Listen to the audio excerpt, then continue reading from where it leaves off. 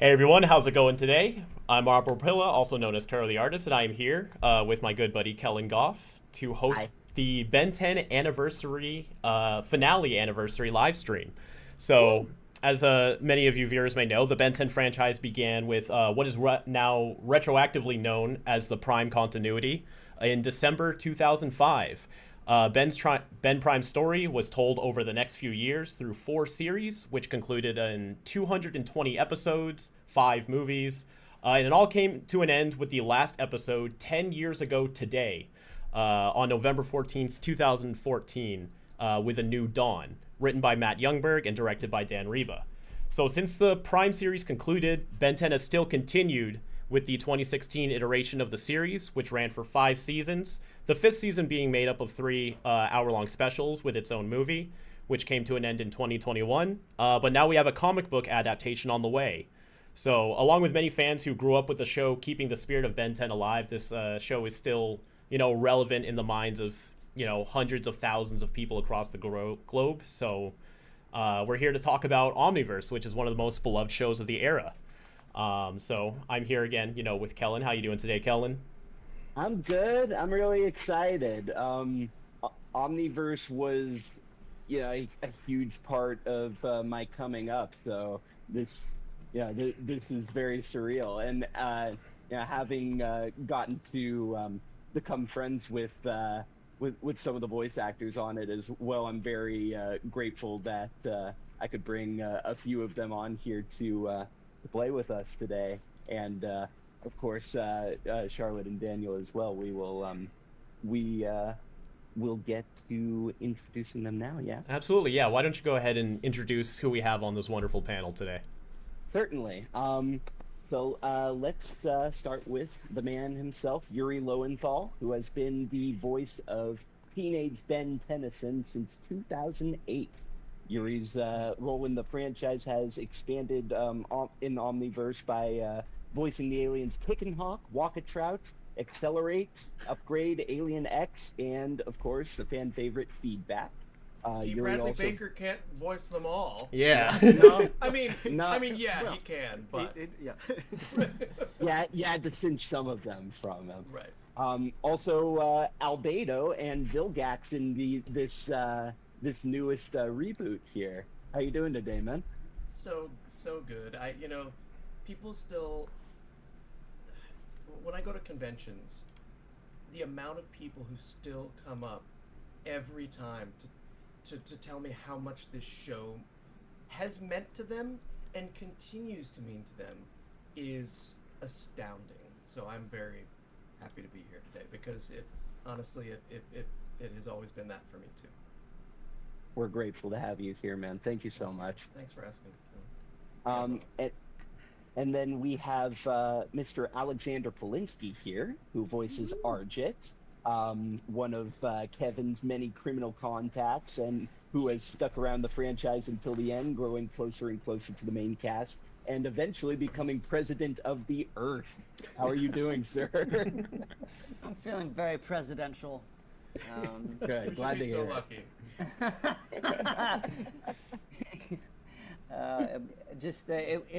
It's exciting to have to be here with y'all after 10 years, and definitely it's a celebration. I went to Thailand for a month a few years ago, and when I tell you Ben 10 is everywhere in that country, it is insane how popular. With all the knockoff toys and everything, you're like, this isn't canon, and you're like, yeah, still the kids need it. Kids want it. So it's great to see y'all. Great to see Yuri again. Let's share some stories. Is that where they have like the roller coaster or the theme park or something? Is Thailand? I think it is. That's crazy. Yeah. It's lucky. That's crazy. Wow. All right, in we're going fact, to we're Thailand next, We're going boys. back there. Oh, we gotta go. Trip. I'll meet you there in December. We're going back in December, and we're probably going to go to go see that in Bangkok. All right, Bangkok time. Cool. One night in Bangkok. And then we have Mr. David Kaye down here, who joined Omniverse as the galaxy's greatest husband. Huntsman Khyber. He also voices Cannonbolt, Shock Squatch, Frankenstrike, Molestache, and in the last season there, he got to voice the little booger on Ben's Watch Skurd, who we all love dearly. And then in the reboot, he returned as Grandpa Max, Shock Rock, Humongousaur, and Asthma. How you doing, sir? I'm good, man. It's great to see you, Colin. Great to see you too, man. Yeah. You look fantastic. Thanks. I'm trying, man. It hurts, you know. Just got my beanie on today. Feel that. Every day it's a cold plunge, and you know, and I can move. And so after all those years of being a stupid athlete, it's taking its toll. Yeah. Thank God I can do voiceover stuff because I don't know what else to do.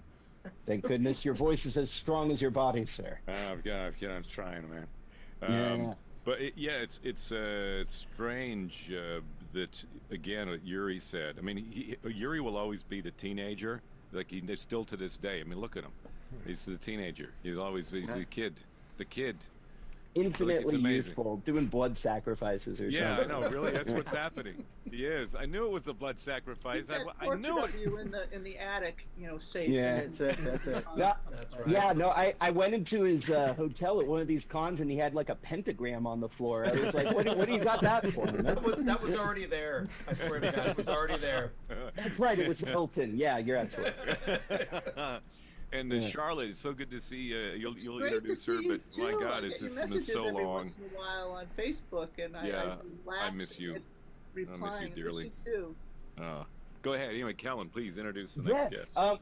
Actually, I would like to throw it back to Rob for these last two guests because Rob is the reason that they are here today.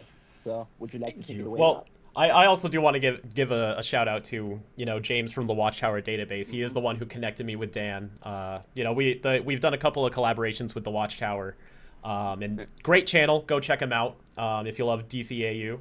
But yeah, so we are here with Dan Riba, who his ties begin way back in the classic series as a storyboard artist, but later directed dozens of episodes from Alien Force all the way to Omniverse, including the final episode, which aired 10 years ago today, A New Dawn. So thank you so much for joining us today, Dan. Thanks for having me. Yeah, this is wonderful, and you also seem to bring along a friend here as a very, very special treat. We are also joined by Charlotte Fullerton McDuffie, a writer since Alien Force, who grew to become one of the head writers of Omniverse alongside Matt Wayne. It's an honor to have everybody here today. How are you doing today, Charlotte? Great. I'm excited to be here, and you can see all the Ben 10 that I had written back. I can't believe it's been 10 years. You're killing me. But Wow. yeah, the video games, the shows, the comic books, the everything. Ben was a huge part of my life, so I'm really happy to be here today. It doesn't feel like it, does it?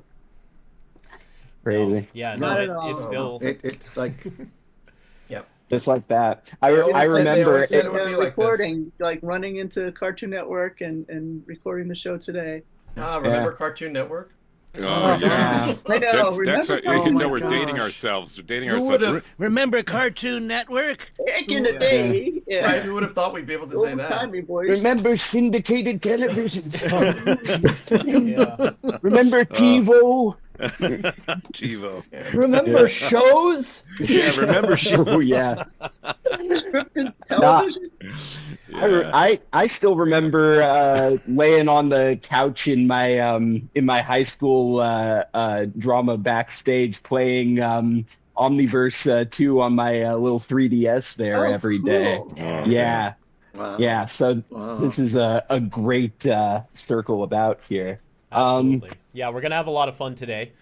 So the way that we're going to do things today is we'll start off the stream with a few designated questions for each one of our guests. I've been collecting questions from our fans over the past week on our social medias, so if you've left a comment there, I thumbed through them all and tried to pick ones or, combine questions and try to pick the ones that I feel like would best create the most entertaining conversations today.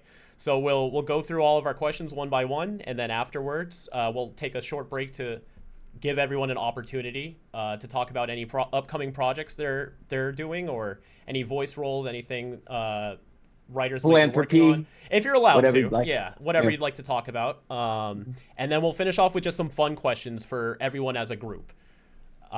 So let's start with Yuri. So our first question for you is, originally you landed the role of Ben for the first sequel series, Alien Force. Nearly 5 years later, you were on your third go at the character with Omniverse. So do you remember what was going through your head at that point? And did you imagine playing Ben would be this large of a commitment? No, what was going through my head was, I can't believe I escaped the chopping block twice. Like you land it, and then when they reboot the show, they're usually like, "Hey, clean slate." But I know that Ultimate Alien and Alien Force were very close. They didn't really redo everything for that, and so I felt lucky still, but it was not as much of a surprise as with Omniverse, because that did entail an entire new look, an entire new sort of grouping of the characters. And I thought, well, I had my time and it was great and I'll always love it, but here we go, ready to hand it off to somebody else. And so when I didn't get handed off, I considered myself like triple lucky, and I did not think it was going to be quite the commitment it was. You don't get to very much in this business play a character for as long as I got to do it, and I'm just still to this day super grateful. Through his evolution as a character, were there any intentional differences for Ben's betrayal by the time you got to Omniverse, or was he always just Ben Tennyson in your perspective? I mean, he was always Ben, but in Omniverse, just because everything else had changed, I felt that we had to change him a little bit. And it's hard because, it was me as Ben and it was still me as Ben. So there was only so much that I felt like he changed. But because the tone of the show and the look of the show, changed a little bit, I felt that I, had to change him a little bit. I think if you had to isolate the change, it would be that he had grown up quite a bit by, the end of Ultimate Alien. And I had to scrape a little bit of that away because it was that Omniverse was a little goofier, and he was a return a little bit to some of his not so grown up behavior. So I think that was it. A bit more jovial. Yeah. Cool. I got one here. You've been given a lot of praise, rightfully so, for your role as Ben, and later even some of his aliens. But do you ever hear much fan engagement specifically for Albedo? He's arguably Ben's most popular enemy, next to Vilgax and Kevin, and with Charlotte, very popular enemy. And he's also a role you played off and on for your whole run as Ben. So I'm curious if there are any like hardcore just Albedo fans out there. 100%. I do get as many cosplayers as I get for Ben. I love it when somebody walks up as Albedo, and they do. So I mean, and I've always loved, you get to, playing villains is just, any actor will say, is always the best. And I think it's because you get to take what people know as, good and just turn it on its head. Whether, we get to play villains because we get to act badly with no consequences. And that's the draw of playing villains, I think, and exploring that. And Albedo is so fun and so glorious. I get as many people wanting me to say it's hero time as I do wanting me to say, bring me chili fries. There it is. Charlotte, was the chili fries thing your idea? Do you know whose idea that was in the first place? I'm trying to remember. Ben's love of chili fries goes back to Dwayne and Glenn. Yeah. Right. Glenn Murakami, Dwayne McDuffie. Other than writing it into as much as I could because it got such a laugh every time. Yeah. And that's Albedo's passion. Anyway, it's the reason that he puts up with being on Earth and in a human body at all. Is that he's addicted to chili fries. The live chat's currently going crazy over the chili fries quote. Well, it started out that this human body was craving chili fries, and he was kind of resentful of that. But I think it turned around, and he came to love them. Albedo is 50% chili fries, 50% spite. Yeah. Love it. I love it. And so we'll close off our Yuri questions with this last one. So since the ending of Omniverse, you've still had a few opportunities to voice Ben again, such as the 2016 reboot's final episode, featuring multiple alternate versions of Ben based on the previous shows, and most recently in a video campaign for Stand With Animation. Yes. And just as an aside, everybody please go sign the petition for Stand With Animation. It's very Yeah, important. we'll put a link to that in the chat here. I'll go Thank you, find guys. that. Absolutely. Yep. So even just that one line, people were loving it. It was being reposted. They were like, Yuri's playing Ben again. So do you think you've reached a satisfying conclusion with your time as Ben, or would you take up the mantle again? No, Nope? I'll just cut you off right there, Rob. No. I will always carry a hot burning torch for Ben, and if they, and I'll just put it out there, all it would take is one phone call for somebody to say, hey, do you want to, and they wouldn't even get to the end of the sentence. If they ever wanted me back in any way, shape, or form to play Ben, I would do that. Even if it was like Ben 10,000 as a live action, like old guy Ben, I would totally do that. That'd be really cool. Like, if there was, I mean, like playing, getting to play, having them trust me to come back and play Vilgax in the last reboot, and to be the villain of a show where I once played the hero, I mean, was also like really up there on my list, because who gets to do that? But Ben will always have my heart, and yes, I would always say yes. Heck yeah. Quick tech question, Rob. How do we pin a thing in the chat? I would like to pin that right here. Excellent. So currently pinned in the chat is the Stand With Animation petition. So it only takes a couple of seconds. It's very important. There's a lot of informative videos out there already to give you a more detailed explanation on what it's for. But in one of them, you get to hear Yuri as Ben again. So if that's not enough motivation for you, so. Yeah, performing with one of my heroes, Adam Conover. For any of you who ever watched Adam Ruins Everything, wow. He is the best. Yeah. And Alex Hirsch, yeah. And Alex Hirsch? Oh my God, I know. I keep forgetting that he's his range is incredible. I didn't even know it was him until like Grunkle Stan showed up and said, "I'm drinking real alcohol." Crazy. Mr. Alex. Hello, sir. Hello. I have a question for you. Is that all right? All right, why don't you go ahead and ask? Very well. Argit started off as what seemed like a one-off character to help establish Kevin's shady lifestyle. However, he kept returning in unexpected ways and was soon upgraded to a supporting character in Omniverse, earning his own arc even about leaving his criminal lifestyle to pursue a public hero image. So what was your perspective on Argit when you first got the role? And then what was it like to keep being brought back? Well, obviously you can't get enough of the bad guy. No, never.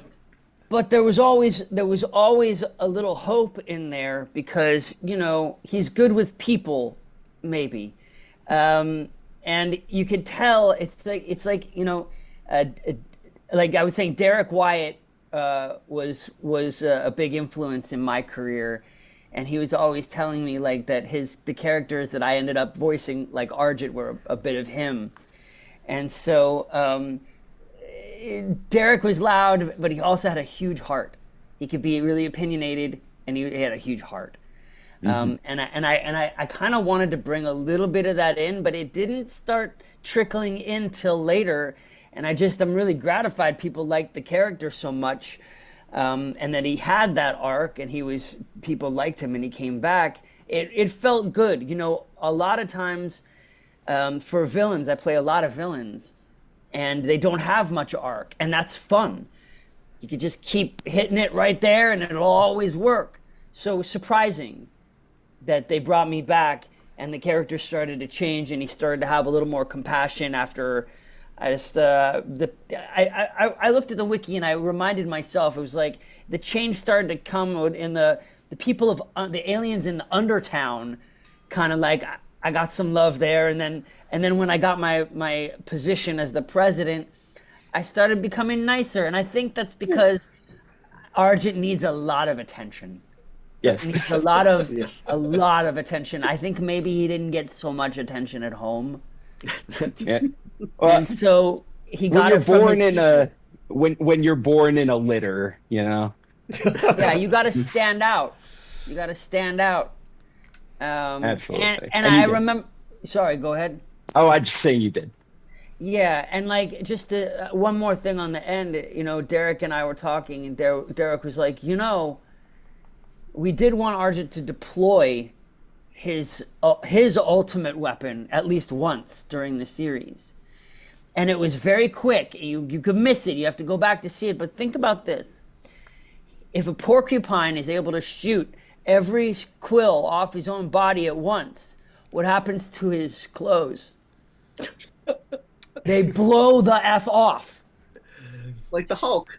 And exactly, he is like the Hulk. Don't piss Argit off. He is very much like the Incredible Hulk. You'll be hurt, and he will be partially nude. We don't want either. And if you hit the pause button, they weren't brave enough to do the full. But Argit is left almost nude in his tidy whities after deploying his ultimate defense mechanism. You could say he Yeah. had one quill that he wasn't able to quite get rid of. Lucky for us. Fantastic. Well, on that note, Porcupine pubes aren't that hard. They're like shurikens. You gotta watch it down there. It's gotta be a little softer down there, obviously. So another question for you is, while Yuri and David had their attention split over multiple characters, your focus was primarily on Argit for the most part. But if you were given the opportunity to voice one of Ben's aliens, what would your dream alien be? You could even make up an alien right now if you'd like to. That's a weird question, because I told you. I just like, because it's kind of like asking a person, like, do you want to fly? Would you rather be blind and be able to fly? Or would you rather die next week and have sexual intercourse with anybody on the earth that you wanted to? It's like a weird question. But I just feel like if I could be anybody else, it would have been the hero version of Argit that got to be part of the team. Because I think the thing with Derek Wyatt and Argit and Control Freak in Teen Titans and Headmaster in Transformers is that my character as the cartoon version of Derek, I think he just always wanted to be part of the team in a way, but it was too bad or too loud or too nasty or naughty to make it. But in his heart, he would have liked to been helping Ben and Kevin and the team. And I think he tried a little bit here and there, but he's just too out for himself.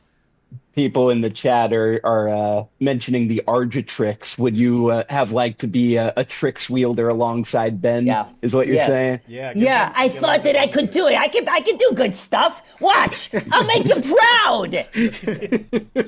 Hero time for Argit. All right. In addition to voice acting, you're also an avid musician, yes?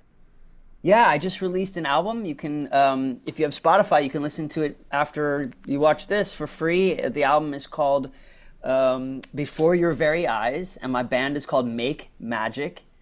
And if you're not a part of Spotify, it's kind of like a indie rock album from the 90s encapsulated. So, if you like that type of music, please listen. And if you want to hear some of my weird stuff, like where I'm doing cartoon voice songs and stuff like that, SoundCloud under my name, Alexander Polinsky. I've been a musician for years. I got my whole setup back there. I've got two 1800s pump organs that I refurbished. Oh my gosh. They're 140 years old. You got to pump them with your feet. Me and my girlfriend, we play tandem like the Phantom of the Opera. That's so fun. And then we make out.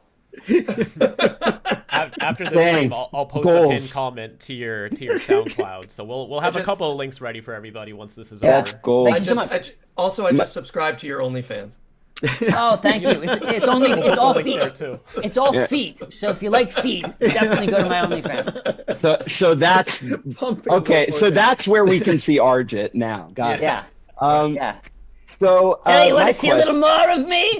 You want to see after, a lot after without all of my the quills quills? go off. Yeah. So my question along the lines of the musician thing is: would you say your love of music factors into your acting performances, be it Argit or any of the other characters you portrayed? And if so, how so? Yeah. Well, you know, there's so many singers that want to be actors, and they have a hard time making the change. And I'm not quite sure why. I think it's because singers kind of, each song has just kind of an emotional tone, and acting takes a changeable emotional tone. And so a lot of singers, they think they can do it because they can match the emotion in a song, and then they try acting, and it's like it's too varied. But when I started as a kid, I started very young in acting as a child actor in the show Charles in Charge and movies and stuff. Before that, when I was 10 and 11 years old, I started. But for the whole time, I was practicing singing like other people. And that carried forth when my best friend, Jason Marsden, you know, we were growing up together and we were on the Universal lot together. He was on Munsters and I was on Charles in Charge. And he was doing all these cartoon voices and I would just be copying him.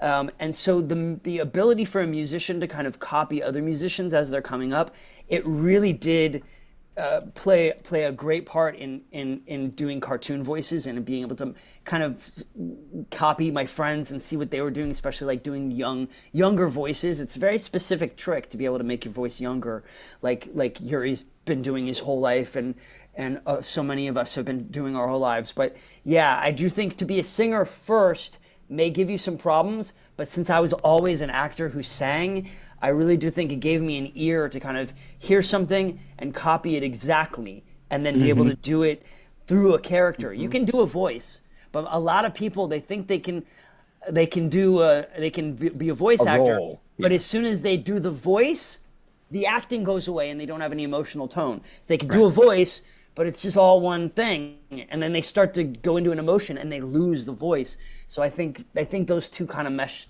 together pretty well. Yeah, no, and at the same time, I've seen like people who got started in like rock or whatever convey incredible emotion in being a performer on stage and all that, and knowing sound so well, what sounds good and all Yeah. of that. So I think there are definitely those two sides to it. Yeah. Thanks for the great answer there, Yeah. Mr. Rob. Yeah, so we'll throw the SoundCloud link in the description or the pinned comment after the stream, so y'all can go check it out. So thank you for your answer on that. And Yeah. Rock now on, let's switch on over to David. David's in the seat. Our first question for you is on this panel, you perhaps have the widest spectrum of roles in the Ben 10 multiverse, from villains, alien transformations, Grandpa Max. Your involvement has been integral to Ben 10. So would you say this franchise allows you to stretch your vocal muscles more than others you've contributed to? Yeah, sure. I mean, it's great. I'm honestly, I'm still back at porcupine pubes. Thank you. Thank you so much. We'll never be able to unhear that. No, that kind of. But Alex is always one of my favorite people, and I always used to, when he used to come in, I just would quickly, Alex, I used to just stare because it was amazing to watch him work, and that's what I love about, I miss about being in the studio, with people. As far as I would say, Way back in the day when I started up in Canada, there in Vancouver. There were, I think back and I had an opportunity to play, a bunch of great roles and get my career started up there. And it wasn't until, the Transformers, Alex, also a big part of that, where you realize that, oh, okay. And it's like, I don't know how to say, it's kind of like another level where Cartoon Network gave me the opportunity, and people gave me the opportunity to stretch. I always knew I couldn't, wanted to, but it really was that building and this show that allowed me to go, oh, I can't, because you go in and you want to be here, you want to start here, and you're surrounded by people who are, who I admire. Like every time I'd walk into studios, like I admire everyone. I go, what am I doing here? Like serious case of what's it called? You don't think syndrome. Like imposter syndrome. I still have that. Imposter syndrome. We all jump right in because we all know what that word is. How did I get? How did I get a pass to get in here? Am I supposed to be? It was like I would feel like that all the time, and so Charlotte and Dan and all these people gave me the opportunity to stretch, and that was a big deal for me, because I would leave those sessions and I go, wow, that was. Because you're pushing boundaries and doing stuff you weren't allowed. And in Ben 10, you had to come prepared that somebody's going to say, "Oh, by the way, there's an alien," and they have to. Then I go, okay, got to think on your feet. What does he look like? I don't know. He's like kind of again. What does he look like? And okay, that sounds good. Then you're like, whoo, well, escape that one. And then they went easy on you. Easy on you and gave you shock squatch. Yeah, gave me that one. That one is like right from my Canadiana. That's from my. That is my Uncle Terry. That's just your uncle. My Uncle Terry is shock squatch. Like, hey Dave, how you doing there? Don't tell your mother and father let you drive the car when you're 12 there. Eh? I mean, that's him. That was so gave me a chance to honor my uncle and figure out how, no, yeah, in a short answer, yes. A long way to get there, but yes. That's great. Yes. That's great.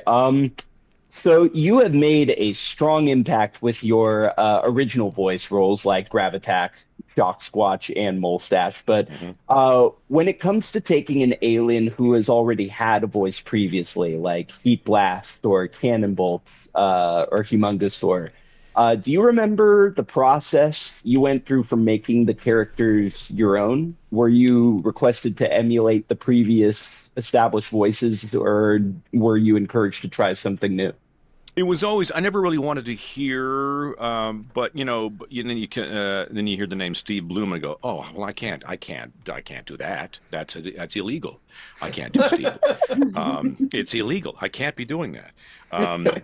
And so I have to come up with something, similar. So, and I have to admit here on this show, for the first time, no one knows this, but Heat Blast, I was terrified of, because I had to go and do, and Yuri knows this, I'd have to go and jump in the car and do In a World. I have to be like, in promo, I had to be, I don't know, what's the vocal cords have to flap, yeah. And so if I'm doing this, like all the time, like I leave going, oh my God. Resonant. That was, I was terrified of that role, and it was always like, and whenever a Heat Blast had kind of like a longer speech, I'm like, oh God, okay. So sorry about that. No, don't apologize. I had to make it go. You take one for the team, and you do it. And you sounded great. Well, thank you. Absolutely. And in emulating an actor, I will also admit on this show that I originally got the role of Grandpa Max, and that's just an ornery, crankier version of me, which is I'm becoming more like that all the time. And when I got that role, it's like, oh wow, that's Paul Eiding. And I felt like guilty. I felt, Paul, and I actually apologized. Like I felt sort of bad. So. Yeah, it's an interesting thing. But ultimately, at the end of the day, you just have to do you and honor the character and honor the writers and creators and do the best version of whatever you're doing and move on. But that's a little, that's my. Yeah. No, you did fantastic in making them your own. And I love most about this industry that nobody really ever holds any bad feelings about that at all. We're all just happy with each other's are working. Everybody is like so supportive. It's like one of my favorite things in the world, this industry, because it's just not everyone is just full of positivity here. Agree. Yeah. That Yeah. Well, so on that note of all the different voice roles, actually, ranging from, the multiple transformations and characters, would you practice these voices or try to develop them in your spare time, or was all of the development like strictly done in the booth? This is the thing with me and how I approach things. I do have a sort of a Rolodex of stuff that I will start to try. But sometimes when I just show up and open my mouth, Arthur Hiller, I did an on-camera gig with the great director Arthur Hiller in a goofy movie shot up in Canada, in Vancouver. And Arthur is a legend. And he was notorious for shooting the rehearsal, and he wouldn't tell you. And all right, let's try it. Let's just run through, and we'd be loose and doing things. So I always remember, sometimes I use the Arthur Hiller method, where I'm just sort of just like whatever happens, and wow, that was kind of surprised me. Other times I got to kind of work on it. So with me, it's kind of depends on my mood, how I'm feeling, what's going on in here.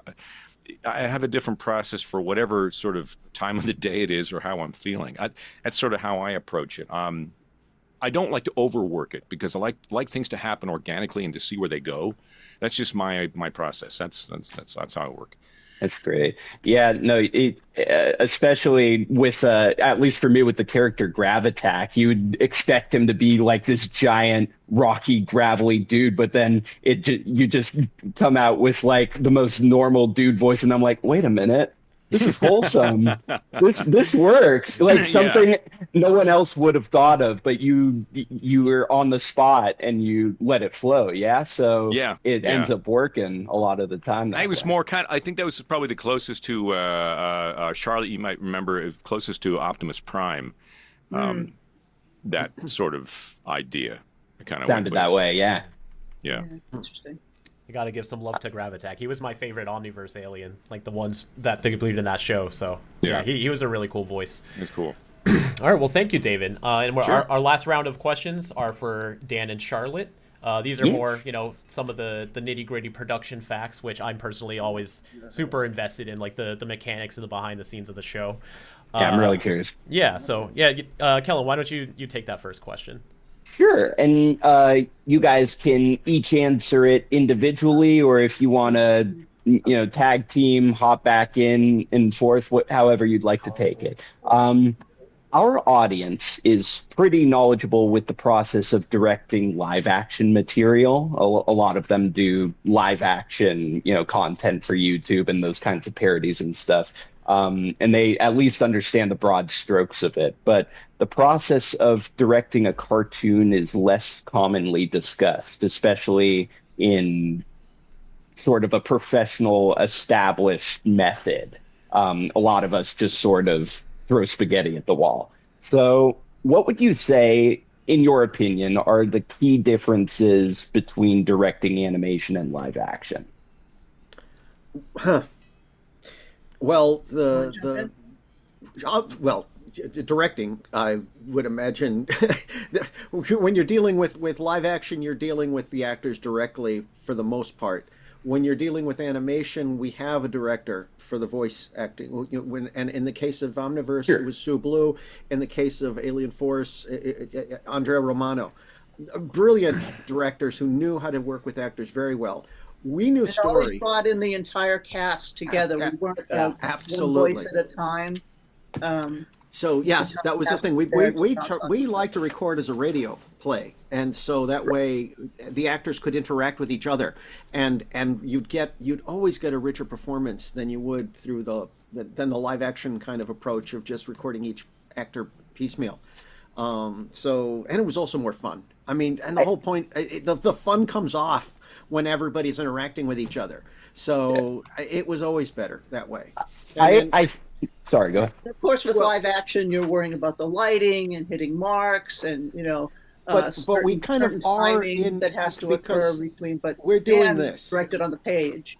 We're making really storyboards. Cool, this is a story. I just discovered the rough storyboard for A New Dawn, the last episode.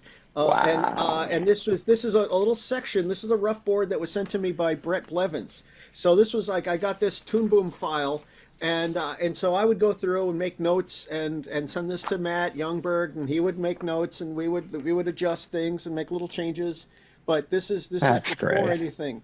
So this is and I was looking, going, wait, George Washington was on our show? Oh yeah, Played by David, not shown here. What do we got to do to get you to scan or take photos of those storyboards? I'm sure there's thousands of people that would love to see it. $1 million. All right, there we go. Chat, donate $1 million. We'll get those storyboards for you. No, I apologize. I think directing might have been a bit of a misnomer. I think we were more talking about what goes into like making a live action scene, like the entirety of it, like actors and all of it, as opposed to directing an entire animated type of environment. Yeah, I think you entered it toward the end there. Sorry, it's all good. Just to bounce off that, folks like Dan and Derek Wyatt and their teams of people that are designing props and designing backgrounds and all designing costume changes and things like that. Kind of somebody like Dan has to be in charge of all that kind of. And I'm Italian, so I use my hands. So sorry about that when I talk. No. Please. Ooh, fingers, evil fingers.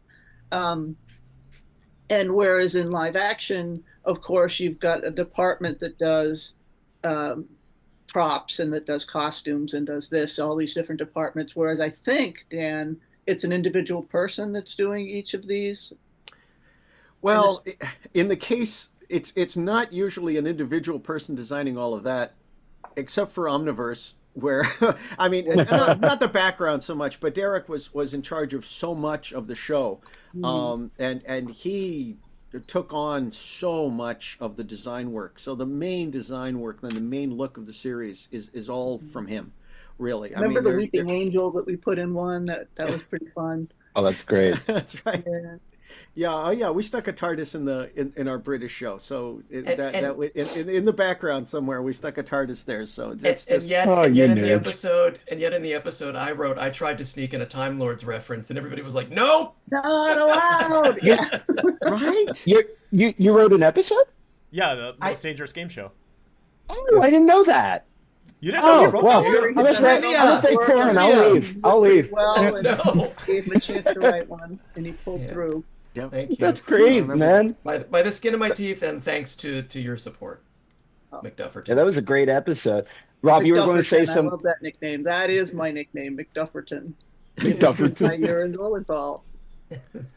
Rob, you were going to cut in with something earlier. Oh no, I was just trying to support your question, just because the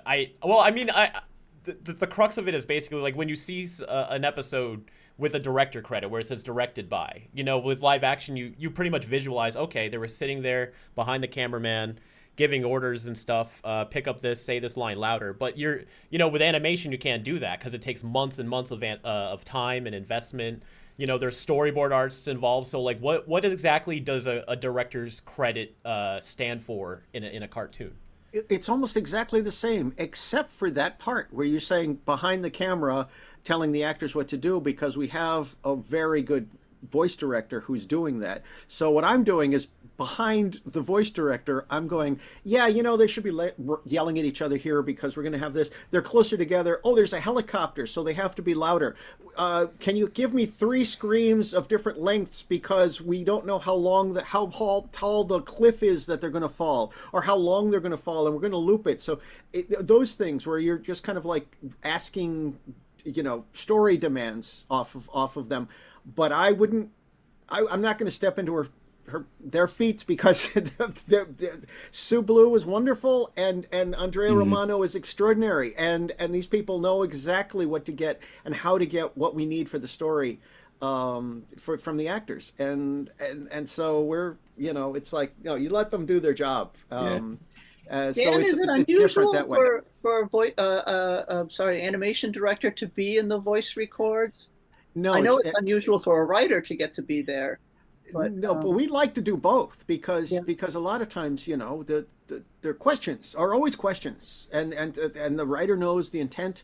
Andrea did her homework really lot of home. She would get up early in the morning and reread the script like a million times, have all these questions, and ask us before we go in, and then we do the read through, and then you always had a read through, and that's not necessarily the case with every show. She always demanded time for the cast. On no other show that I've ever worked on has any show given us that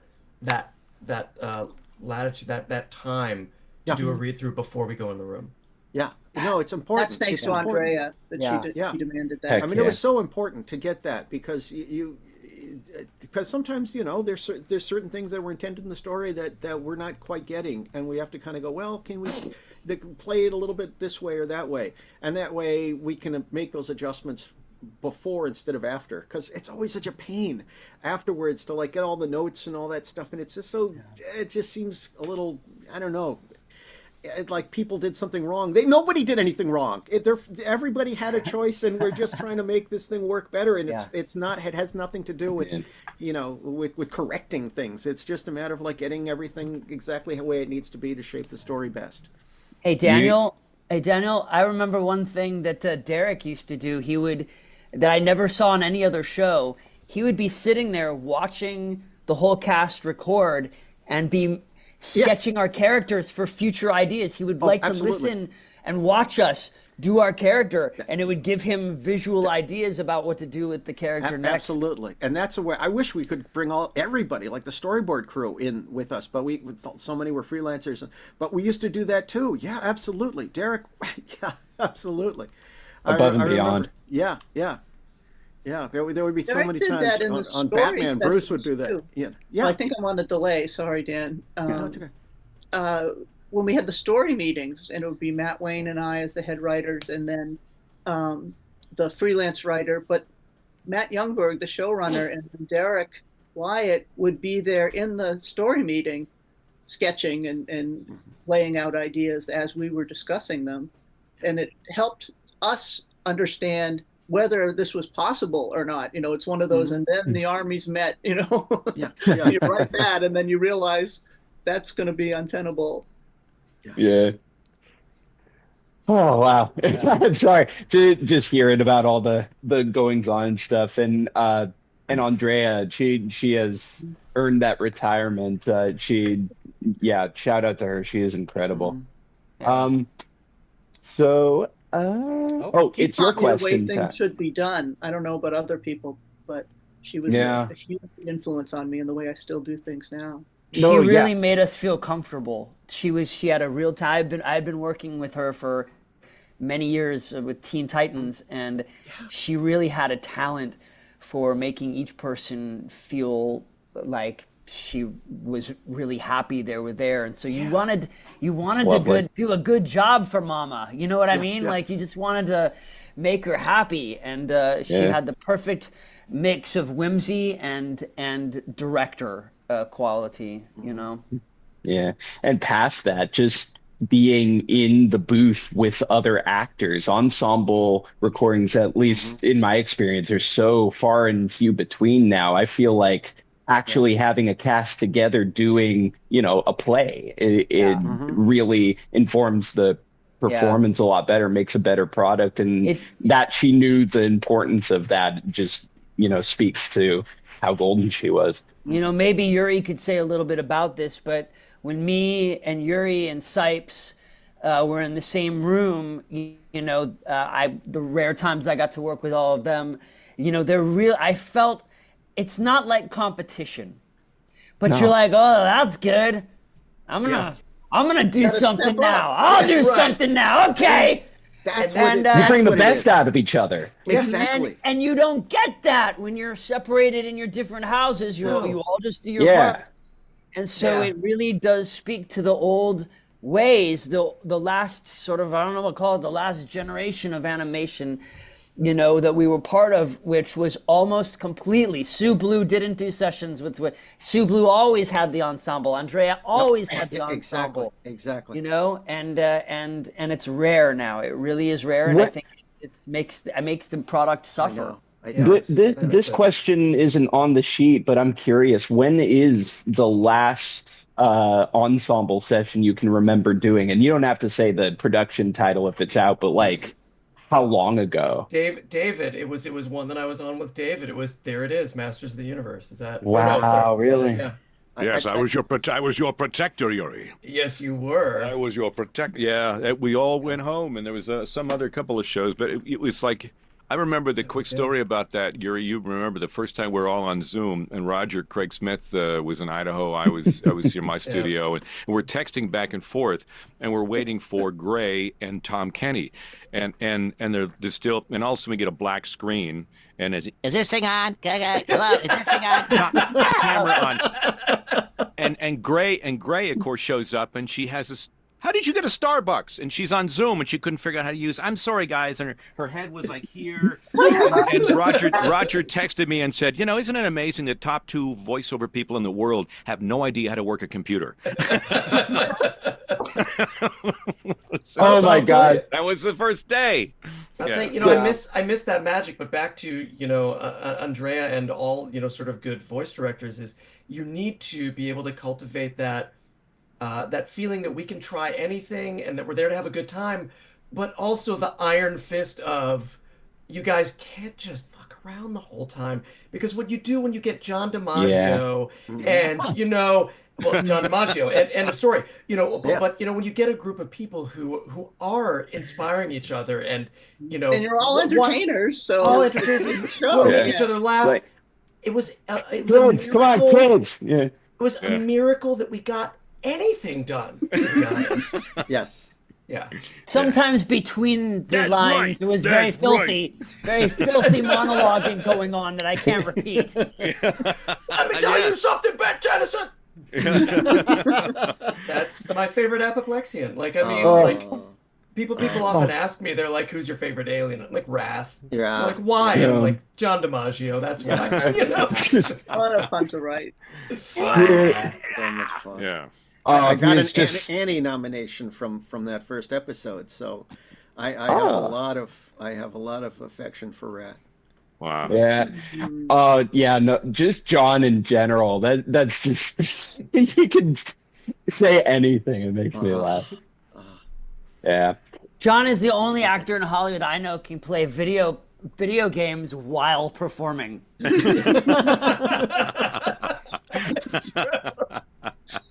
Like, you want to get mad at him, but then he turns in this performance, and you're like, I guess that's part of the process. Part of his process, yeah. He has 2 different modes. Well, on and off. Speaking of a process, so despite the first 4 shows taking place all in the same continuity, Ben 10 has famously been a participant in the epic battle of creative and executive branches. So what was it like adapting to the tone changes and new directions while still trying to tell a consistent story that takes place over 200 episodes? I'm going to leave that to Dan and Charlotte. Mm-hmm. Yeah, well, from a writing standpoint, and I wanted to jump in on this when when Yuri was talking, that going from Alien Force to Ultimate Alien, the only change was that Ben was a year older because he went from 15 to 16 because the toy company wanted him to be able to drive a car. Right. And so that sort of a behind the scenes, machinations, but there wasn't a big change in his personality or not. And of course, Omniverse was a huge design change and a huge attitude change from Ben when he regressed a little bit. But that was something that came from on high, that they wanted to have a little more comedy, less of a drama. A lot of more comedy. They also wanted to have young Ben and teenage Ben in the same show without time travel. Oh, that was their idea. Dwayne McDuffie came up with the idea of how to do that, which was he was watching a show not at all for kids called Damages, which involved flashbacks to the past where it was a murder in this case, something that informed the present, and we kept flashing back and finding out more information. That's what gave him the idea for the flashbacks to what happened to young Ben that's now informing the present Ben. That's brilliant. Yeah. It was. Yeah. We had always been like from Alien Force, the network. Initially, we wanted to do a more like Stranger Things kind of show, darker, scary show. What we just heard, like yeah. And it was the tone was just like, oh, we're gonna amp everything up. It's gonna be a dark, really cool show, and you can see that first episode. It's really creepy. There's some really scary alien stuff going on there. The first Yeah. season, actually, Yes. that feeling stuck around. I was so thrilled. Yeah, but, it was yeah. cool. Yeah. But the Morning network Star was like, being the you're scaring Yeah. the kids, and it was they were trying to be supportive, but they were also going, we know, and the toys were selling like crazy, but it was the show was so popular around the world, and they really missed the kid, and they really missed the fun aspect of the show, that we were kind of like going, well, he's grown up, it's a more mature show. And they had yeah. brought Glenn Murakami and Dwayne on board specifically to make it a more dramatic. They did. action They wanted. show. That's what they wanted, Yeah, and it that's was what successful. Cartoon Network But wanted. they wanted more fun, and so we kind of like added much more comedy as we went along. I mean, they had that episode with the aliens that poop gold, for crying out loud. It's like that's a pretty wild episode, and it's My favorite was the Annihilar. and The it- yeah, Annihilar. the Annihilar. Annihilard! We destroyed the Annihil, entire huh? universe and everything in it except for Ben. Yeah. That was He's the living thing. in a I duplicate was universe. bummed because Derek wanted to redesign Mr. Smoothie, which was my design. The original design was mine. There it is. All the smoothie cups, all the posters, all that stuff. I was like, I did that, and he was really apologetic, but he's like, I want to make a new mark on this thing. I want to redesign Mr. Smoothie, and I think of Derek every time I drink out of the smoothie cup that he designed. I don't mind. I think it's great, and it was also one of those things that helped establish the fact that the show, the planet, the universe was redesigned, was remade, and yet everything was still canon. It still worked. Right. It was a really cool thing. So that Mr. Smoothie poster, we kept it like old until we switched everything out, and that was our way of establishing the new look. That was honestly one of the most creative decisions I've seen in a show ever, where the show literally, the reality gets rewritten in order to be a reboot. It's not just a new iteration, it's the same story, but reality changes. And it's even cooler because whenever you flash back to young Ben or you go back in time, it's still the old Mr. Smoothie logo. So it's it's an in-universe thing. Keep that continuity there. Yeah, I remember the Alien X trial, the Celestial Sapien trial, and where you had all of the screenshots of Azimuth in the previous series. I'm like, they acknowledged that. That rocks, dude. I was nerding out so hard. So yeah, that's one of my favorites. Yeah. Rob, don't you know the whole name for the Annihilar from art? It's I haven't said it in a while. It's the Annihilar Genesis story of Fimiagast, I'm pretty sure. Wow. I wrote that and I don't remember it. I got that shit That's locked. the dedication you get on the end. Ben Yuli wrote that episode. No, I honestly, I feel like that's one of the benefits about Ben 10 is despite all of the changes, at least in the Prime continuity, it is all canon, and there's always something for people to enjoy. Like when the show did start off very, very dark and mature, I personally was in love with it. I felt like, honestly, that's probably where Dwayne's work shined the most, because character stories and moments and stuff seem to be like one of the biggest strengths of those episodes.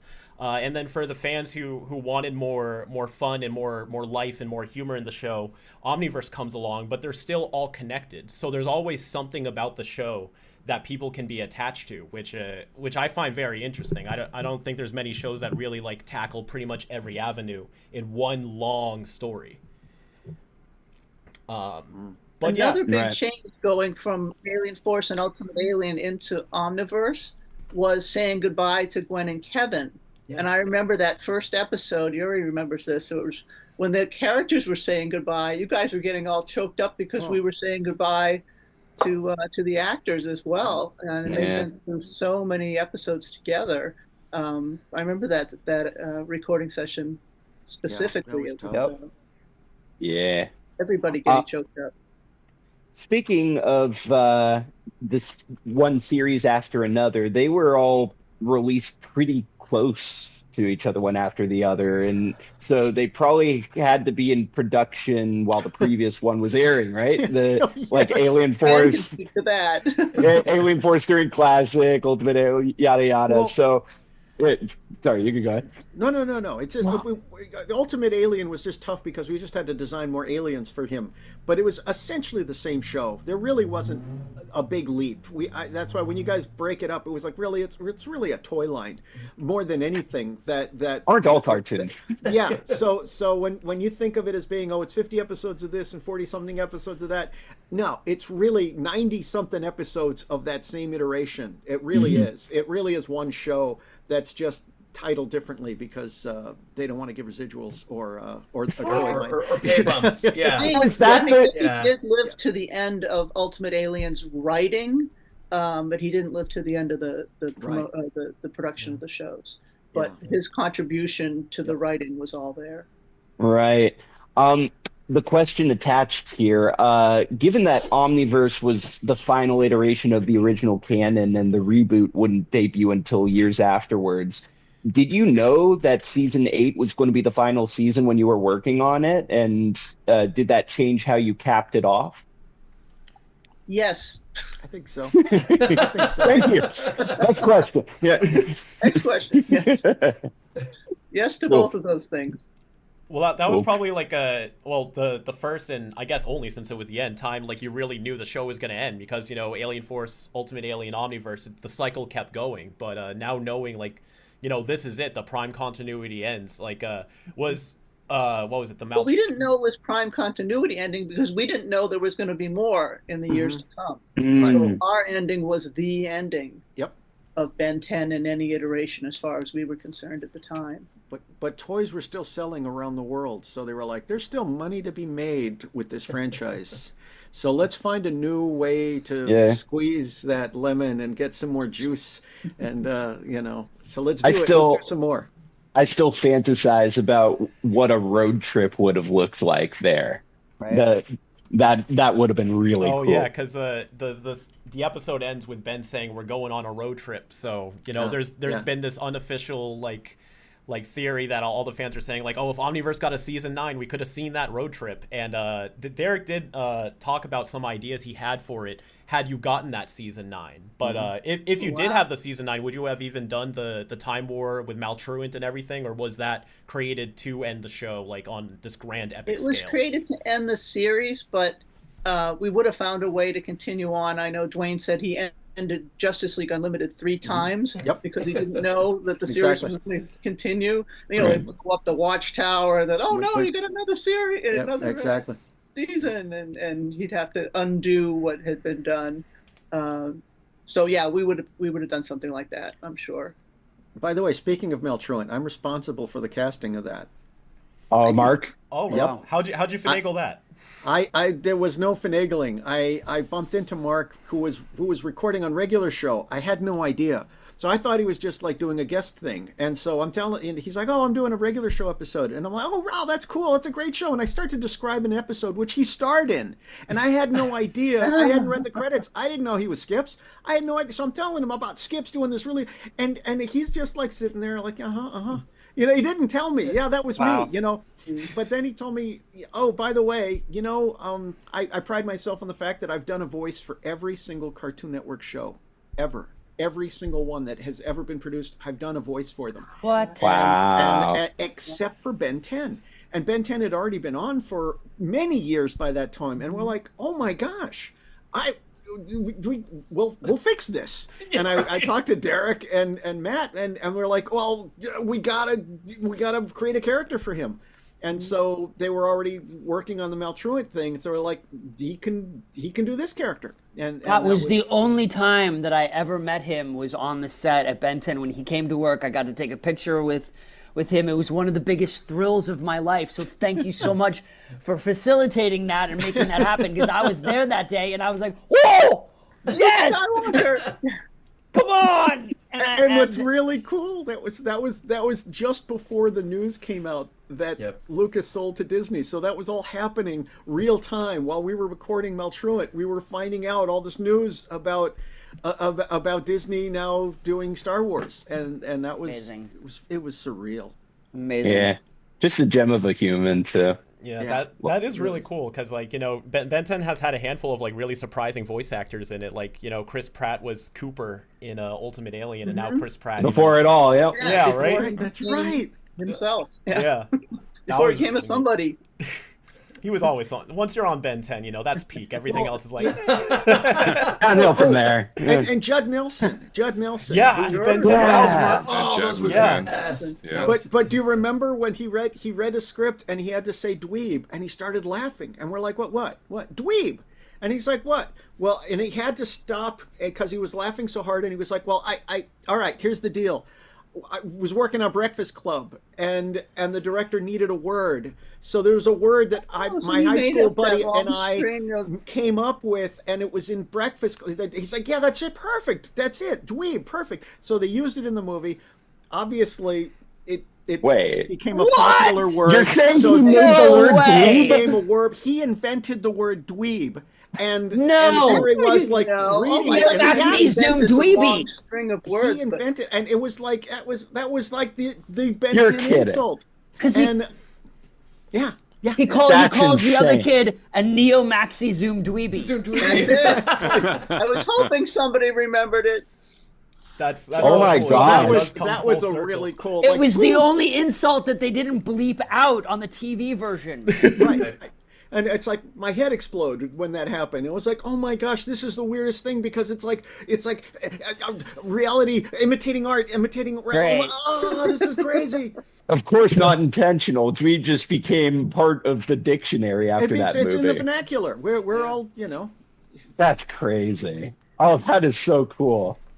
That was always one of my favorite parts about working on the show. I mean, and there's so many. But showing up every morning and going to the sign-up sheet and going, who's gonna be here today? I know. You know? I know. It was always so magical. I got to split a donut with Kate Micucci, and I was like, oh, she was so sweet. She was like, oh, the last one here, we'll cut it, you know. And I was like, oh, yeah. How nice. Yeah. Omniverse had some great guest stars. John Heater was a surprise. Yes. Yes. He and I still sometimes run into each other and still talk because of that show. James Remar I see all the time because down in Larchmont. I was like, Will Wheaton was there from, you know. Will Wheaton, right. Yes, and Will and I are still really close friends. Yeah. Oh my gosh, Will's great. Hey, Charlotte, Dan, did Renee Auger, did Renee? Yes. Yeah, I was going to ask him. He was playing Him and I became fast friends, and it was such a shame when he passed because we were planning on, well, let's get together. Let's have, and I, oh my God, because he's from the theater and from the, you know, his. And I used to stand beside him. Was that Omniverse or was that our show or when did he come in? When was he in? Omniverse. He was Azimuth and Omniverse. He was Azimuth, right? Yeah. And I always remember going home that day and going, "Wow, Renee!" Yeah, I know. It was just so cool to have him in on that show. Yeah, you're right, man. We had all kinds of fun people come in. Renee taught me to shake hands by just bumping elbows with voice actors. Not give you guys any cold that may be going around. Yeah. David McCallum, I'm sure we can all tell. Oh my God. Oh yes, McCallum. Oh my God. Yes. He asked me to sign his script. Right. The man from he Uncle. was the guy, and not only, you know, he actually, what happened the first episode that he was on, he wrote Andrea a letter of thanks because when it was Thanksgiving, he came home to his family, saw his grandkids all were like Ben 10 fanatics, and when they found out that their grandpa was on, here he was, Ilya Kuryakin, for crying out loud. Yeah. But the fact that he was on Ben 10 made him their hero. And so he was like, it was a joy to work on the show, and it was a pleasure, and I really love being a hero again to my grandchildren. Let's do it again class. sometime. It was the sweet. Class. It was we've never had that. You know, where he made us a thank you note. he made us all feel like kids. Dwayne, remember Dwayne? One of his proudest moments was getting shot by Ilya The Nerf Kuryakin gun. with a Nerf gun. I was shot by a man from the Man from Uncle. No, he signed my Cool. my DVD set, and he was just the sweetest. He was so nice. Oh, Yeah. I'll dork about one more, and we can go on Tim Curry. I imagine he was so much fun. We may have been one of the last people, if not the last people, to record him before his stroke. yeah. Yeah. Wow. He's still doing good. I believe he's still going to cons. So, Yeah. I saw him on Broadway in Amadeus, and Wow. and I got Ian McKellen and Jane Seymour's autograph, but he had to hide because Rocky Horror Picture Show. There was a revival of the show. This was in Washington D.C. and they were playing it across the street, so he had to hide and run away because he didn't want to have to deal with the Rocky Horror fans. So Wow. the riffraff. The riff. Hey Yuri. Hey Yuri. Yeah. Yes. Didn't we do Starship Troopers together? Were you on that show, Starship Troopers? No, but in a funny turn of events, I'm on a game called Helldivers 2 that is basically the Starship Troopers game, but even though they're not at all attached to that, so I just get to exercise my inner Starship Troopers, but I've always been such a huge fan. I was just Starship trying to think Troopers, of what the one where it's like where Neil Patrick Harris is like, they're scared. They're scared. Yes. That one? Okay. Yeah. I was just trying to think of what show we worked on together before Ben 10. I thought we worked on something before that, but I might have been mistaken. Could have been Teen Titans. Here, hold on a second. We have a special guest. Are you sure you don't want to poke your head in real quick? Yes. The Sarah? Is that Miss Platt? It was. Oh. At least you got to hear her voice. Yeah, a little bit. That's the most important thing. Jennifer Nocturne and Subdora. Yeah. Oh yeah, Subdora. Yeah. Her name's escaping me right now, but the Kraho queen, Esther. Yeah. Esther. Yeah. Esther the Kraho. I was still always a fan of the. Everybody does their pairings, and I'm like Ben and Esther. Bester. Come on. Bester. Yeah. The Bester's choice, of course. Yes. All right. So I got one last question for Dan and Charlotte, and then we'll do a couple of fun ones for the whole group. And if y'all, I realize we're going kind of late here. If y'all have to bounce, I will. Totally cool. She was probably coming in to say, "We've got to go pick up our son from school." So, absolutely. But I'll hang out for a couple more questions. I think I still got. No problem. Yeah, we'll get through these ones pretty quick, and at any point in time, if you need to drop out, it's been an honor to have all of you here. This is we appreciate you so much for taking the time. Absolutely. This has been so great. So our last question is we expressed to you we wouldn't press too hard with the lore details, but there's one I couldn't resist asking, and feel free to pass on answering. Is in the designated final episode, A New Dawn. Shortly after Ben defeats Malware, when he transforms back to human, he temporarily still has an Alien X arm before Skurd reabsorbs it. Do you have any memory of what that was or what that means? I'm afraid I don't. At all. That's valid. I mean, that's pretty much was the. That's how it goes. Yeah, that 10 years ago. That was pretty much the fan reaction. It was just like, what was that? And then it disappears, and we're like, okay. Like the pink eyes thing in Ultimate Alien. What was like small stuff like that. I think that's the intrigue, though. The small mysteries like that lead nowhere. It's like make your own adventure. Doesn't that have to do with overseas animation, Dan? It could very well be. It could even just be, there just was a little lag in the animation, and we just whatever. But there's no way there could have been intent. It could very easily have been intent. I think we should. That's fair. There are no accidents. I imagine if it was strong intent, you'd remember now. So I figured I'd shoot my shot and ask because you never know, and it's one of the final mysteries of Ben 10. But perhaps leaving it as a mystery is part of the intrigue. Not if everything has an answer, then there's no discussion. So right, exactly. So I would like to take this. Oh, actually, I did have one last thing I did want to ask, which was for you, Kellen. Oh boy. Do you remember? You always have one for. You always ambush me at the end. Yes? I do. Yes. Do you yes, remember Rob. your experience watching the final episode of Omniverse, which aired 10 years ago today? What were you doing? Was probably in my PJs eating cereal. Geez, was that Getting grayer as I'm 2014? sitting here as you're talking. 2014. Yeah, I know. we all did that. There's that South Park episode about wacky races or whatever. That was 2014. 2014. Yep. November 14th. It was a yeah. No, I remember there were a lot of emotions for me with that because I had been following it since the series since 2005. So seeing it end like that, and we weren't sure where it was going to go and all that. I don't know. I unfortunately don't remember exactly what I was doing, but I do remember that I made a big enough deal of it that my mom got annoyed. So thank you, Mom, for putting up with Nice. that.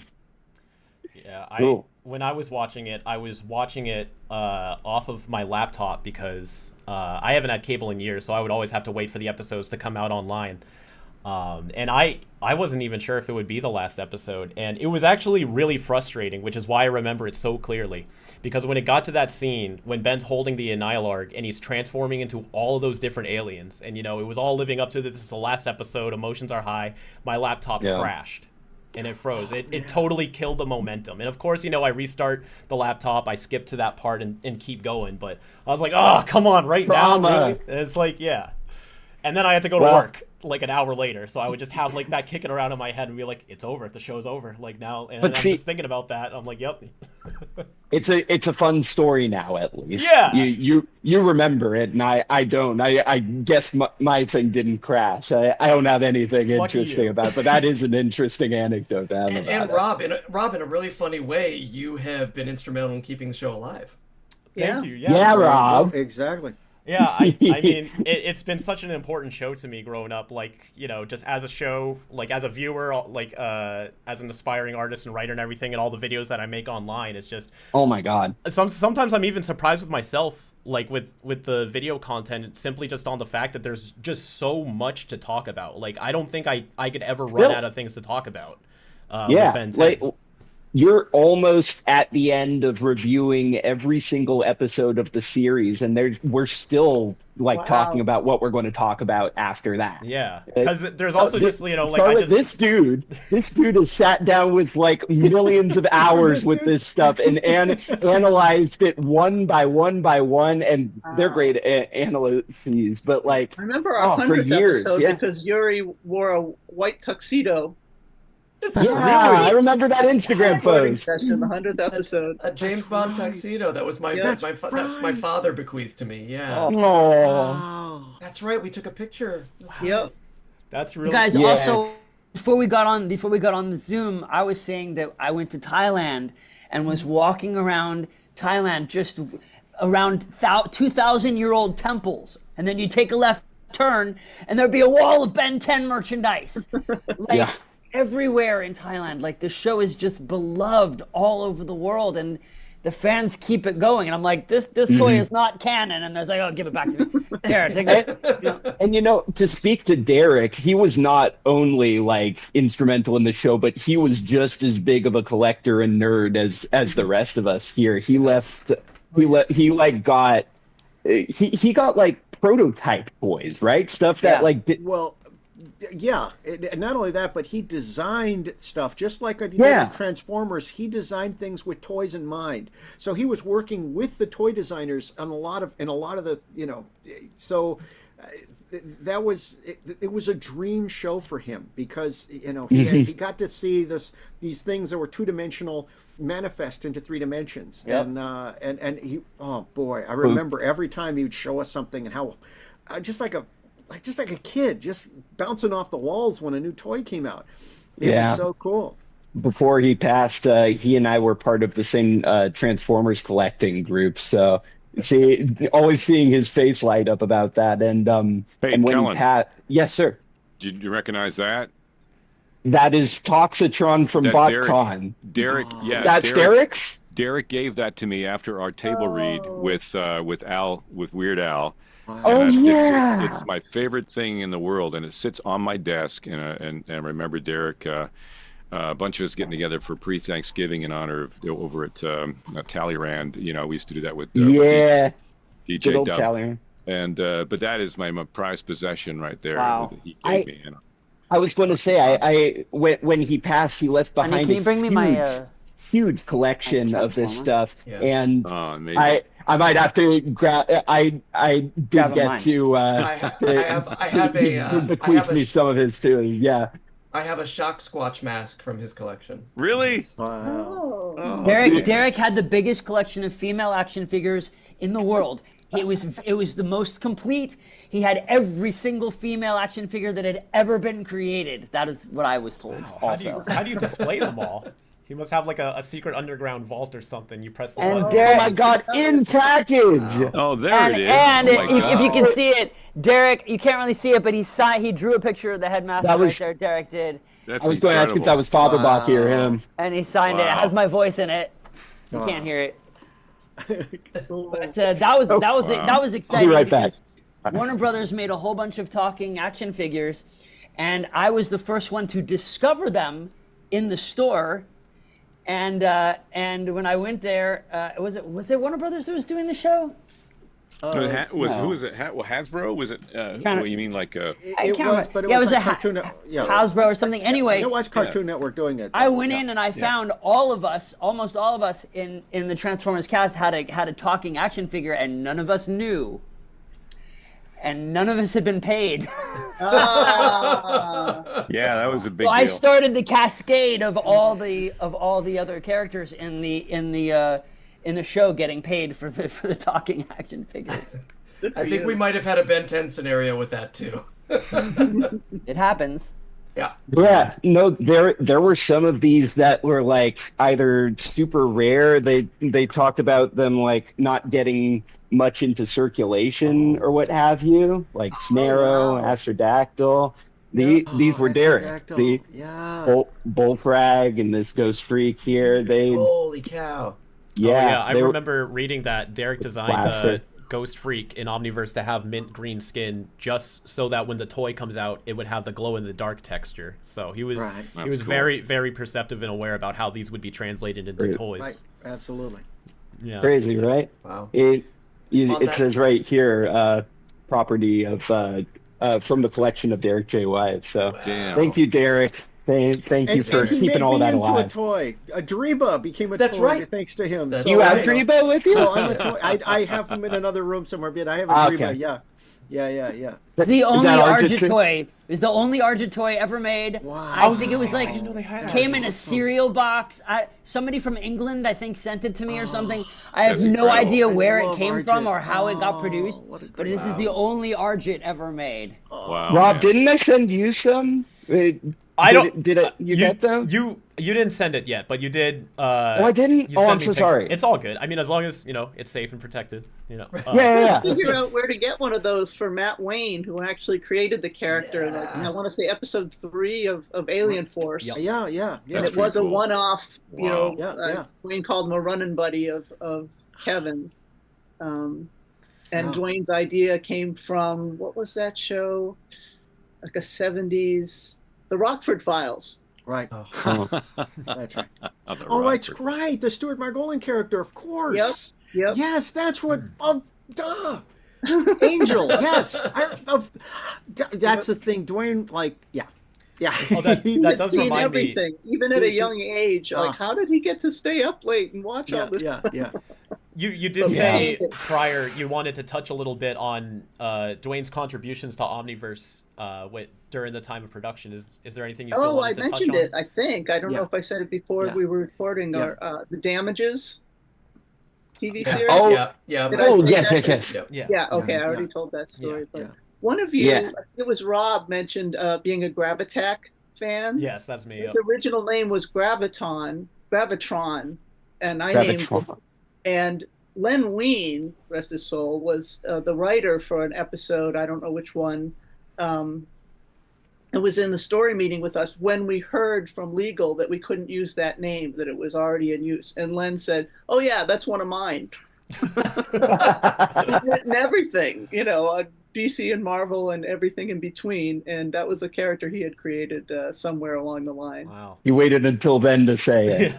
Had to change it. Gravitac's still a pretty good name, though. Yeah, it's fantastic. Well, the original name for the Nematrix was the Oh my Predatrix. God, the Predatrix. The Predatrix, because it's like, the predators Right. of the, that makes perfect sense. I remember that. Yep, I remember. And then someone at Cartoon Network, probably legal, found out that, what was it, in Sweden or somewhere, there was a porn version porn website. site But- or something. Yeah. But It's they're predators, so it's like, it's a different kind of predator. Oh dear. Yeah, we don't want kids looking at it. So it's like, speaking It sounds like David knew that already. It's like coming up with names of characters. I remember being on a what was it, one of the Transformers things, and Maurice LaMarche was voicing one of the characters, and I was in just on the topic of names of characters. Robots in Disguise, I think. Yeah. That was what, and in the original name of my character was Skidmark. So Maurice had fun with that. Hey, Skidmark, and so they had to change that because of obvious. I can't believe no one caught that. Yeah, like before, before, like, really?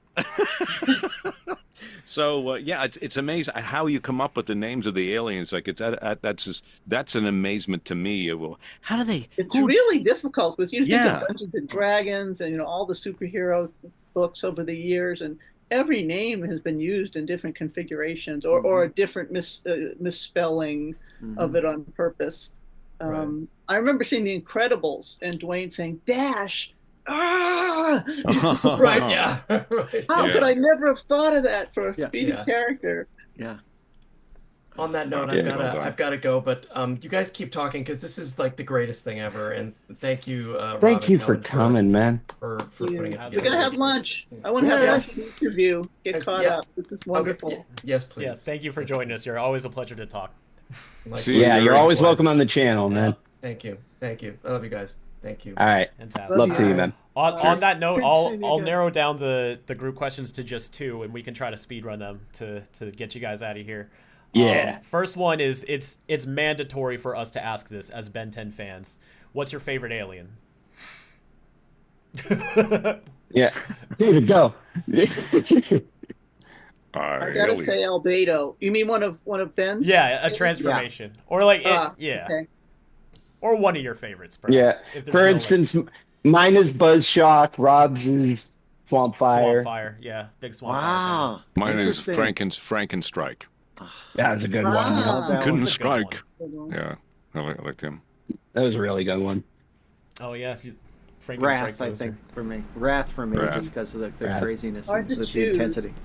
I tend to go Wrath just because he's so fun to write. Yeah. Was so fun to write. See, I'm still in the present tense. Yeah. He's so fun to write. Yeah, My think favorite you're- alien is myself. Yes! Screw all of you. yeah. we need the Argit transformation. Well, yeah, that's Alex. the thing. That Ben never turned into him, but I wish, that would Alex. have been cool. All right, Rob, I'm going to embarrass you. Okay. Alex, you might get a kick out of this. We did create a fan version of the Omnitrix transformation for Argit's species. You want to guess what we named him? What? Trick.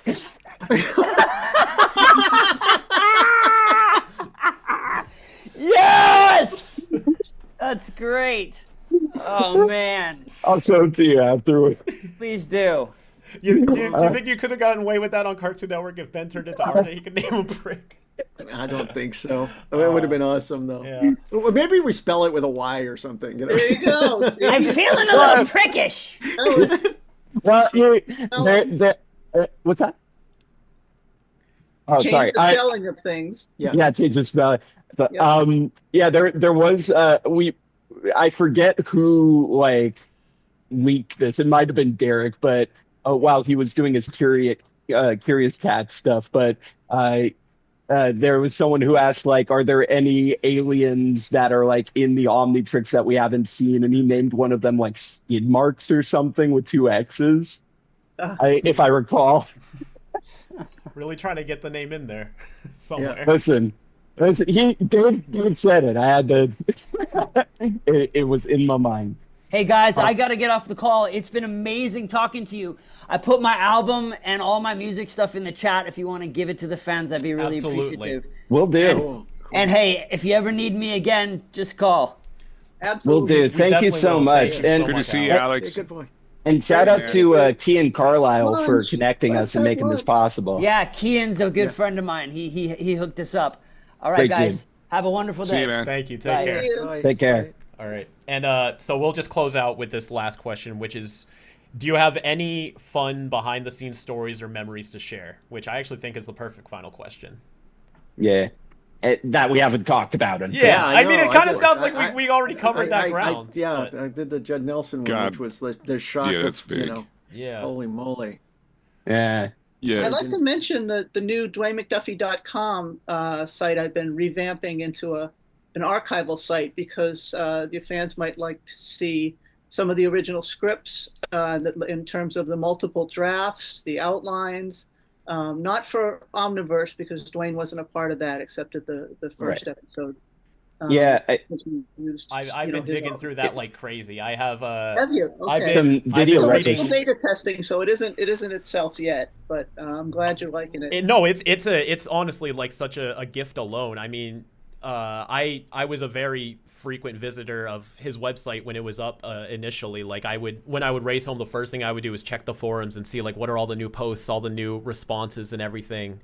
So when it shut down for a few years and then it came back up, of course I had to check every single page. I was looking at each script and I'd have the episode next to me and be like, well, what changed? Cool. And like, just, I'm super into that kind of stuff. So I was like, oh wow, in this episode, Kevin was going to absorb a cactus and have like cactus skin. I wonder why that didn't make it into the show and stuff like that. So, I love seeing that kind of stuff. I have a few videos on the channel of me digging into it. I did all the Alien Force content. I'm gonna be doing the Omniverse one. Wow. What was the name of the kid that discovered Ben online and figured out Jimmy the Jones. transformation? Jimmy Jones. Of course, Oh, of course. right. Yeah. Because there's a thing I remember where he's like, he thought Jet Ray's name was Jeffrey, and that was a joke because we had heard people calling him Shit Ray. I was just going to say that we had to be very careful with D. Bradley Baker. Yes, because they were yeah. we're like, and so we like no, they think it's Jeffrey. So that was. That's funny. That was our way of. That's interesting because I was the latest Marvel Avengers Lego thing. It was a screening last night and saw a lot of people we probably all know the same At people. the Mission Demolition. Yeah, so That there has is a Dwayne scene. damage control in it. So that's right. I wondered about that, and the other thing about a shark goes walking by and he goes, "Hi, Jeffrey." Is that anything to do with that shark, or is that something because I thought, is that Jeffrey the shark? Eugene Ray. You Sun said was the Jet Ray, executive Jeffrey, producer Jet Ray. of that. Yeah, Eugene, yeah. Sun, one of our writers, was the executive producer of that Lego Avengers. Because there's a lot of fun. There's a lot of Easter eggy things in there. Yeah, I wonder if he did that. I don't know. Have a look and just wonder if it. I'll ask him. Wouldn't be surprised. Because a shark goes walking. I go, Jeffrey. Hi, Jeffrey.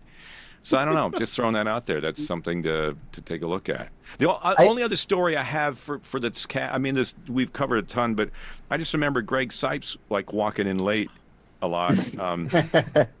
Hey, everybody, something late, man. Hey, Mama, what's going on, man? Yeah, and he had to still have his sunglasses on. And literally, he like jump right into his line. It's like he hasn't changed at all. It's the same. That's exactly how he walked in. Hey, man. It was like, oh my God, that's Kevin. Yeah. But, yeah, it was always just working with him, and in the Omniverse thing, that was just a treat. All of it was just such a treat. And a question for Rob, maybe. I got asked this in Memphis a few weekends ago. Why did any idea that there was a live action thing happening and they've said, nope, we're not doing it? Is there any reason why? Are you talking about the Joel the thing Silver in movie? development, the WB thing? Yeah. Yeah. Like So a in movie? Was it a 2011, series? in 2011, Joel Silver acquired the rights to produce a live-action Ben 10 film, and it really seemed like it was gonna happen. In fact, there was a promotion for Omniverse when they were talking about the transition that they aired on Cartoon Network, where they specifically mentioned the movie and said Joel Silver is gonna make a live-action Ben 10. So I was like, well, if they're this serious about it, it's got to be happening. Then years and years went by, and there was a change in leadership in the company that was in charge of the rights, and the new leadership were just like, well, let's just scrap everything the other guys were doing. I don't even care.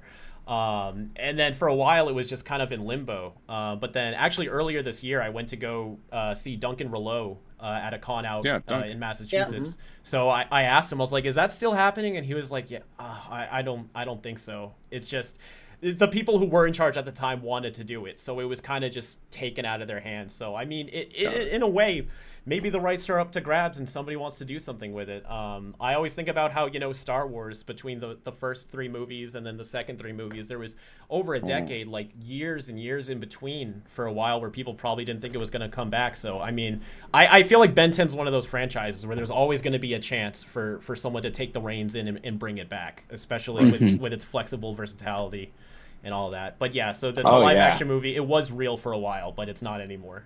All right. Yeah. Huge world to play with there. It would be a shame to leave that all on the table there.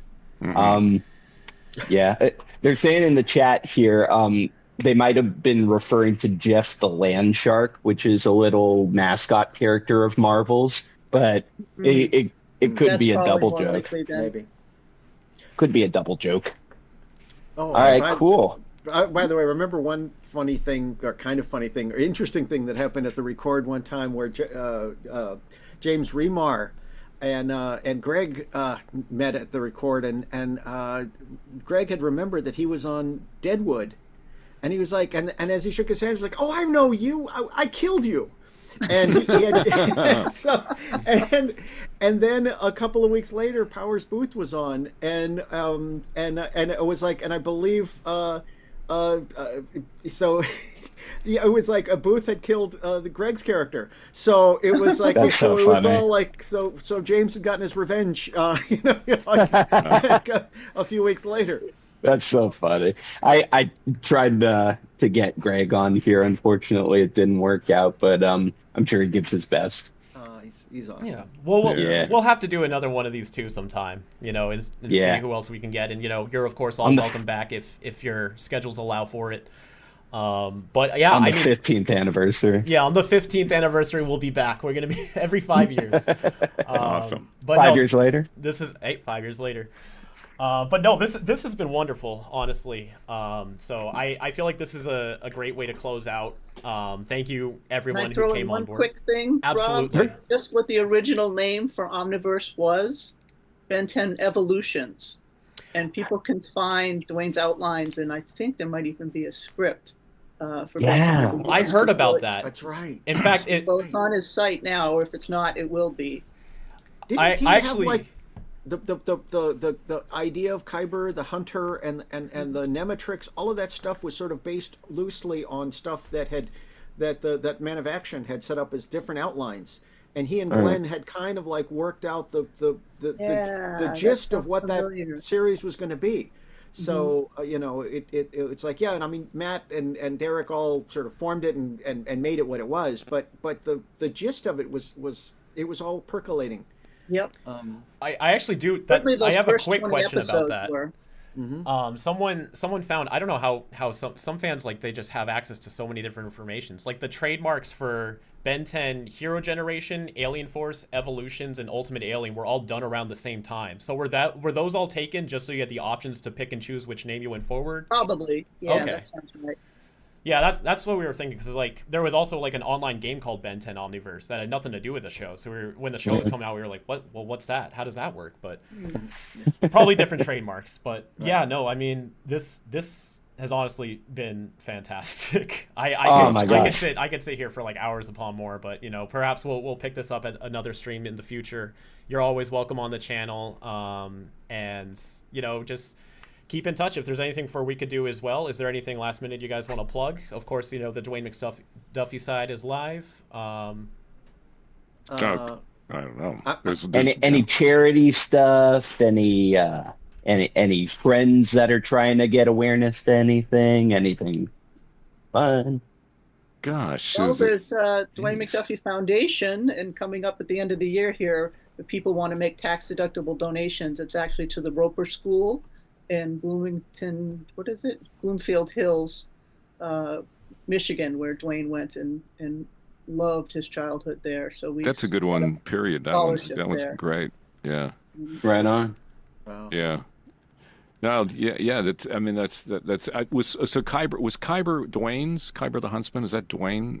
What the original? I don't think the name was. I want to say that was a Youngberg. Yeah, it was a Youngberg thing later. It was a Youngberg thing. Yeah. Got it. Yeah, Okay. but the idea was percolating earlier because I remember Glenn mentioning a hunter, and with an Omnitrix that had. He was fun to do because predators. it was real, or like a South African sort of thing. Ben Tennyson will get you less thing I do. I was able to get I just love because I didn't have to do anything. I just could sort of sit back and relax and watch it all happen.